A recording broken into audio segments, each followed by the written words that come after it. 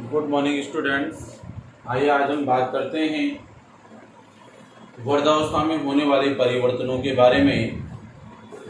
तो देखिए, जैसा कि आपको पता है कि इसके पहले वृद्धावस्था के बारे में हमने पढ़ा है कि वृद्धावस्था किसे कहते हैं और इसमें जो शारीरिक परिवर्तन है वह कौन कौन से होते हैं।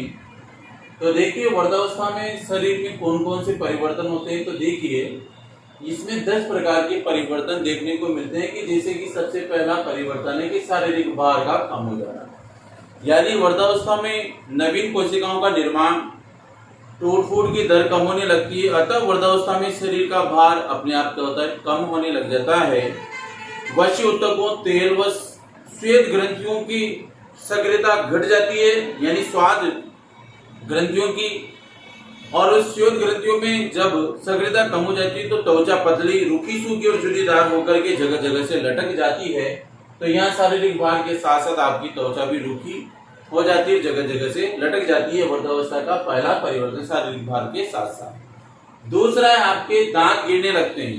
तो देखिए, वृद्धावस्था में दांत गिरना प्रारंभ हो जाता है या दांतों में संक्रमण के कारण से वे निकलवाने पड़ते हैं, या तो दांत गिरने लग जाते हैं, संक्रमण होने के कारण दांत निकलवाने पड़ते हैं। ऐसी स्थिति में उसे बोलने तथा भोजन करने में क्या होती है, समस्या उत्पन्न हो जाती है। तो धीरे धीरे जैसे उम्र बढ़ती जाती है तो वैसे वैसे दांतों में संक्रमण होने के कारण, दांतों को निकलवाने के कारण, दांत नहीं होने के कारण मुंह पोपला हो जाता है और वृद्ध व्यक्ति को फिर हार्ड भोजन नहीं दिया जाता या वो खाने में सक्षम हो जाता है।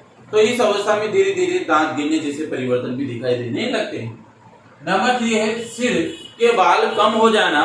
सिर के बाल या तो कम होने लगते हैं या फिर सिर गंजा हो जाता है, क्योंकि जैसे जैसे उम्र बढ़ती जाती है मानसिक तनाव के कारण या किसी कारणवश सिर में बाल गिरने लगते हैं। आदमी गंजा हो जाता है, हाथ पैर के नाखून मोटे हो सकते हैं, भंगुर हो जाते हैं। भंगुर का मतलब जैसे थोड़ी बहुत चोट लगने पर आसानी से टूट जाते हैं। इससे व्यक्ति मानसिक तनाव क्या करता है, महसूस करता है कि मैं गंजा हो गया, मेरे नाखून किसी न किसी और किसी चोट लगने पर टूट जाते हैं। तो ये परिवर्तन भी आपके वृद्धावस्था में दिखाई देने लगते हैं।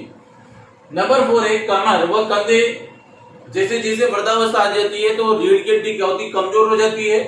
कमजोर होने के कारण वृद्ध व्यक्ति क्या होता है, नीचे की ओर झुकना, यानी कि कमर और कंधे क्या हो जाते हैं, आगे की ओर झुक जाते हैं। जिसका मतलब ये है कि इस अवस्था में व्यक्ति कमर आगे की ओर झुक जाते हैं, इससे उनका कद छोटा लगने लगता है, इससे उससे चलने फिरने में भी क्या होती है, समस्या उत्पन्न होती है। तो ये कमजोरी के कारण क्या होती है, हड्डियां नाजुक हो जाती है, मांस लटक जाता है, रीढ़ की हड्डी कमजोर हो जाती है, इसलिए वो आगे की ओर झुक जाता है और उसको चलने फिरने में समस्या आने लगती है। नंबर 5 है पांचवा परिवर्तन है मांसपेशियों में कमी आ जाती है। मांसपेशियों में, सक्रिय मांसपेशियों में कम हो जाती है।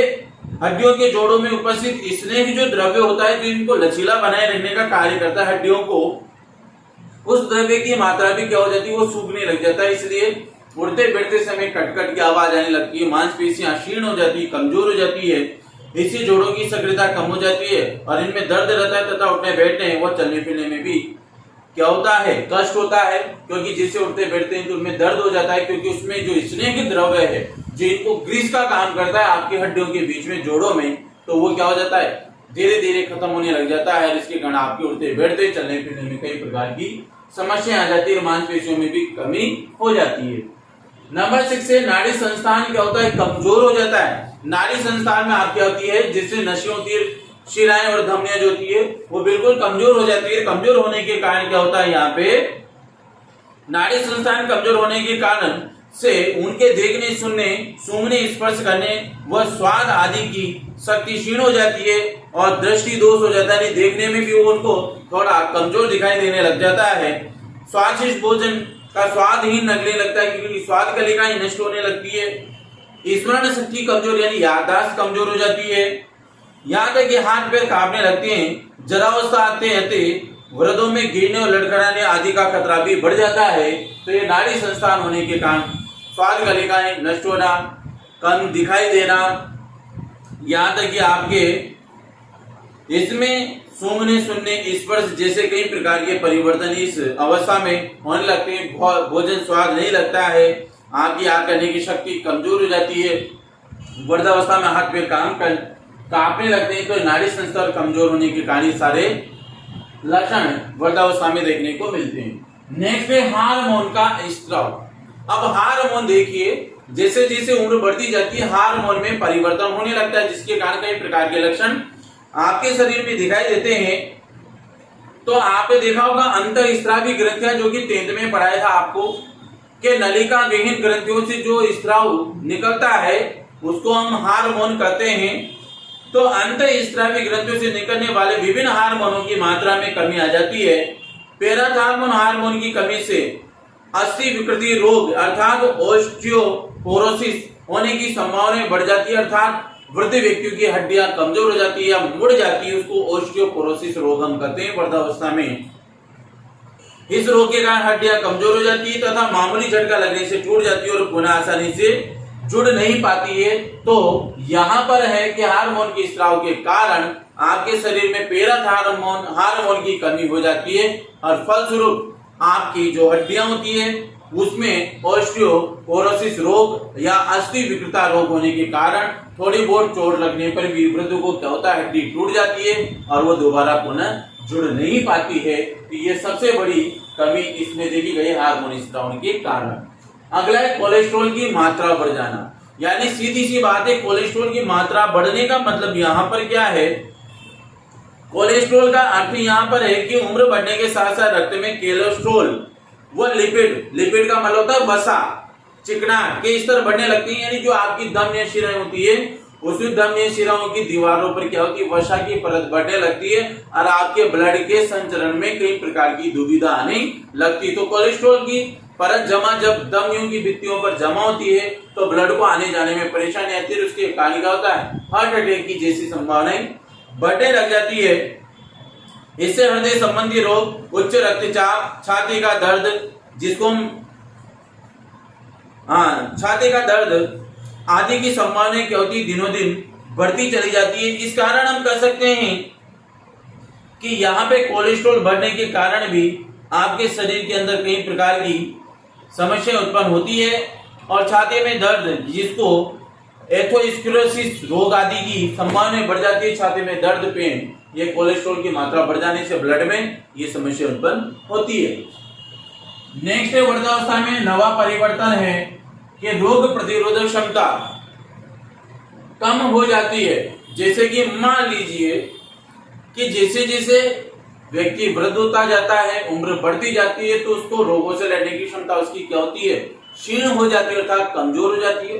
कारण क्योंकि उम्र बढ़ने के साथ साथ भोजन में कमी आ जाती है, शरीर कमजोर हो जाता है, तो कई प्रकार के रोग उसको घेर लेते हैं। तो उम्र बढ़ने के साथ साथ यहाँ पर रोग प्रतिरोधक क्षमता कम हो जाती है। इससे विभिन्न प्रकार के कायिक रोग होने की संभावना बढ़ जाती है। शीत ऋतु में शरीर के तापमान का नियमन कठिन हो जाता है, क्योंकि शीत ऋतु में ठंड वृद्धों को लगती है। अब वो ठंडों को बचने का उपाय क्या है कि अधिक से अधिक भोजन करना, या भोजन अधिक न कर पाने के कारण वृद्ध क्या होता है, कई प्रकार के रोगों से ग्रसित हो जाता है, क्योंकि ज्यादा भोजन खाएगा तो बचेगा नहीं। तो यहाँ पे रोग प्रतिरोधक क्षमता की कमजोर हो जाती है। रही बात 10वां जो परिवर्तन है वो नींद कम आना या फिर अनिद्रा रोग होना। तो देखिए वृद्धावस्था में व्यक्ति की पूरी नींद नहीं आती है और नींद की मात्रा में 1 या 2 घंटों की कमी आ जाती है। इससे अधिकतर वृद्धों को अनिद्रा का रोग हो जाता है, अर्थात उनको नींद नहीं आती है। आपने देखा होगा कि वो अकेले पड़ जाते हैं, समायोजन नहीं कर पाते अपने आप में या परिवार के साथ, क्योंकि सब अपने अपने कामों में व्यस्त रहते हैं, तो उनको नींद नहीं आती, अर्थात अनिद्रा रोग जैसे भी यहाँ पे परिवर्तन। तो ये टोटल 10 परिवर्तन शारीरिक यानी शरीर में होने वाले 10 परिवर्तन है वृद्धावस्था में। शारीरिक बाल कम होना, दांत गिरना, सिर के बाल कम हो जाना, कमर कंधे आगे की ओर झुक जाना, मांसपेशियों में कमी आना, नाड़ी संस्थान कमजोर हो जाता है, हार्मोन का स्राव कम हो जाता है, कोलेस्ट्रॉल की मात्रा बढ़ जाती है, रोग प्रतिरोधक क्षमता कम हो जाती है, नींद कम आती है और अनिद्रा। इसका विस्तार से इसकी डिटेल आपकी बुक के अंदर लिखी हुई है। मैंने यहाँ आपको सारी चीजें क्लियर समझा दी, आप बुक के अंदर इसको देख सकते हैं। अब हम बात करते हैं सामाजिक परिवर्तन की। पहला परिवर्तन हो गया, अब आता है दूसरा सामाजिक परिवर्तन।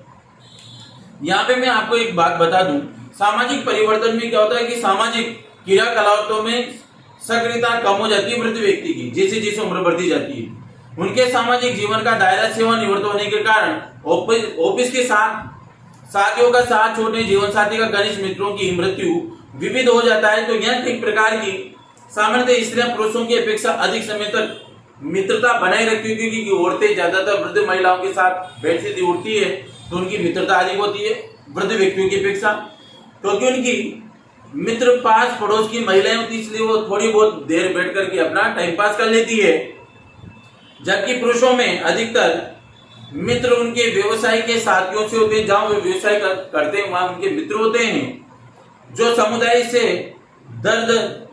दूर दूर क्षेत्रों में बिखरे होते हैं और सेवानिवृत्ति के बाद इकट्ठे नहीं हो पाती है। अविवाहित या विधुर लोगों की अपेक्षा विवाहित लोग वृद्धावस्था में सामाजिक दृष्टि से अधिक सक्रिय होते हैं, क्योंकि जिनका जोड़ा सलामत रहता है वृद्धावस्था में वो पूर्ण रूप से सक्रिय होते हैं। परंतु अगर उनमें से या तो महिला या पुरुष में से कोई भी एक मर जाता है तो वो अपने आप में अकेलापन महसूस करते हैं, यार दोस्तों से नहीं मिल पाते हैं और अपनी भावनाओं को व्यक्त नहीं कर पाते, इसलिए उनमें सामाजिक परिवर्तन भी इस प्रकार से देखने को मिलता है। यहाँ तक हम कह सकते हैं कि ऐसे उनमें अपने परिवार वाले सदस्यों के साथ कदम से कदम मिलाकर, और यहाँ तक कि परिवार में कई प्रकार की आयु बढ़ने के साथ साथ वृद्ध व्यक्ति अपने आप में रुचि बढ़ जाती है, दूसरे उसकी रुचि घटती जाती है दूसरों के प्रति। अपने समुदाय अपनी आवश्यकताओं की पूर्ति करने के लिए वो क्या करता है, कई प्रकार की क्रियाकलापों में सामाजिक दायरों में उठना बैठना प्रारंभ करता है, परिवार के साथ उठना बैठना पड़ता है, तो वो अपनी कुछ मानसिक तनाव को क्या करता है, भूल जाता है। तो सामाजिक परिवर्तन भी ये होता है कि समाज में किस प्रकार का परिवर्तन वृद्ध व्यक्ति और महिलाओं के साथ, क्योंकि जैसे उठते बैठते थे कोई भी एक जीवन साथी का मर जाने के कारण में किस प्रकार के परिवर्तन होते हैं, वो सामाजिक परिवर्तन के अंतर्गत आते हैं। रही बात नंबर 3 है आर्थिक परिवर्तन।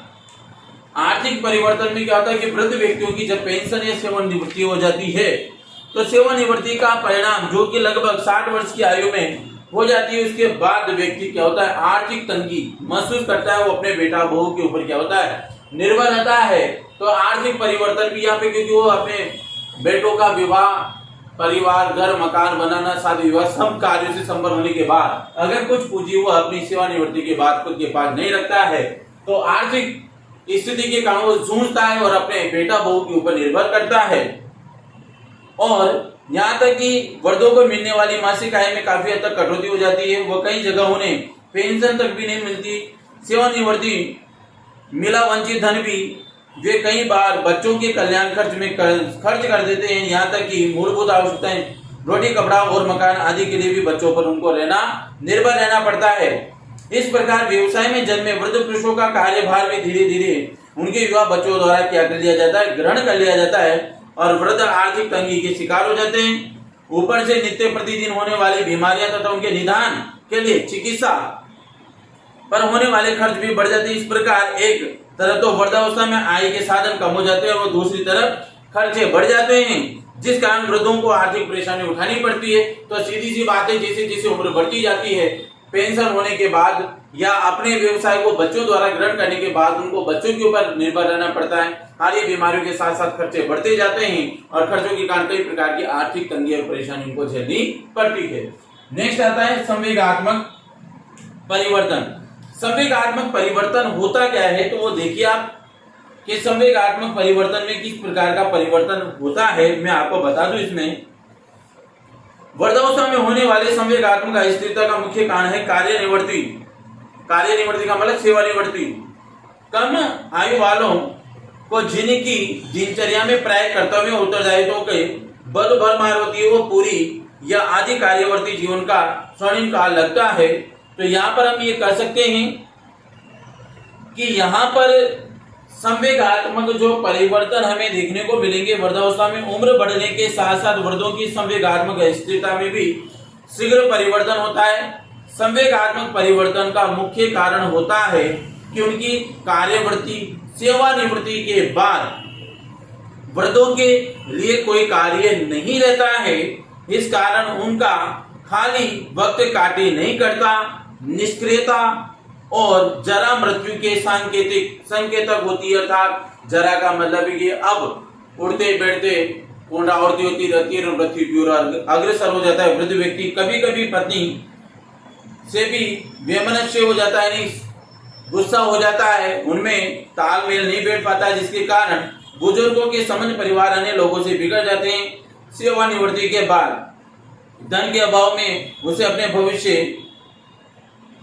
से भय लगने लगता है। कार्य निवृत्ति पारस्परिक मित्रों का जीवन साथी के अभाव के कारण एकाकीपन, आर्थिक तंगी, पारिवारिक सदस्यों से बढ़ते मतभेद, गिरता हुआ स्वास्थ्य, संकुचित होता सामाजिक दायरा आदि वर्गों की उदासीनता बढ़ते हैं, जिससे उनके चिड़चिड़ापन, झगड़ालू प्रवृत्ति, सन के विरोधी होने की संभावनाएं बढ़ जाती है और उनमें भय, व्याकुलता, निराशा की संभावनाएं भी अधिक पाई जाती है।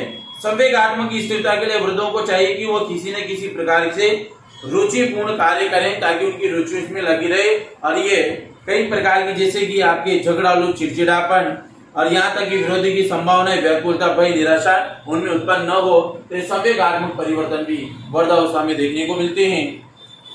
इसके बाद ये महत्वपूर्ण रूप से आपकी सारी चीजें समाप्त हो जाती है। वृद्धावस्था में 4 प्रकार के परिवर्तन, शारीरिक परिवर्तन, सामाजिक परिवर्तन, आर्थिक परिवर्तन और संवेगात्मक परिवर्तन यहाँ समाप्त होते हैं।